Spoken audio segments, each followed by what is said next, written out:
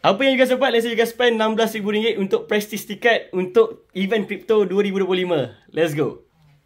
First for sure you guys dapat free stay dekat 5-star hotel untuk 3 hari 2 malam. Untuk bilik saya dapat stay seorang and nice. Sofa semuanya cantik, nampak indah. And dekat saya punya bilik ada bathtub and plus katil semua standard.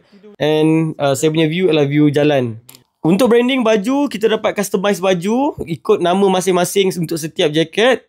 Untuk first day banyak gila saya belajar daripada speaker-speaker yang memang power gila. Antara dia yang first daripada Run ataupun you guys kenal sebagai Crypto Banter. Dapat dengar direct forum terus direct daripada Mr. Da Vinci. Guys yang you guys suruh kita beli Bitcoin pada harga $1. Da Vinci interview dengan Chris yang maybe you guys kenal as a MM Crypto dan juga Moon Carl.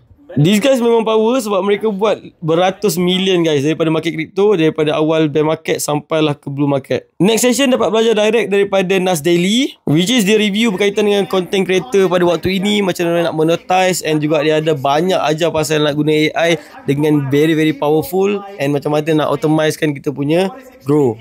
The next speaker ni power, dia buat content komedi macam mana kehidupan seorang budak kaya Europe. Dia share juga macam mana dia grow dia punya social media dalam masa 6 bulan je ke 1 juta plus. And paling penting lah buat makan. Makan memang mantap, makan lebih 3-4 kali sehari. Tapi nak cari nasi memang susah. Breakfast memang makan ala-ala orang putih lah sebab kita kat Lisbon kan. Jadi apa pendapat anda? Value tak nak spend RM16,000 untuk tiket ni? Cuba komen dekat bawah.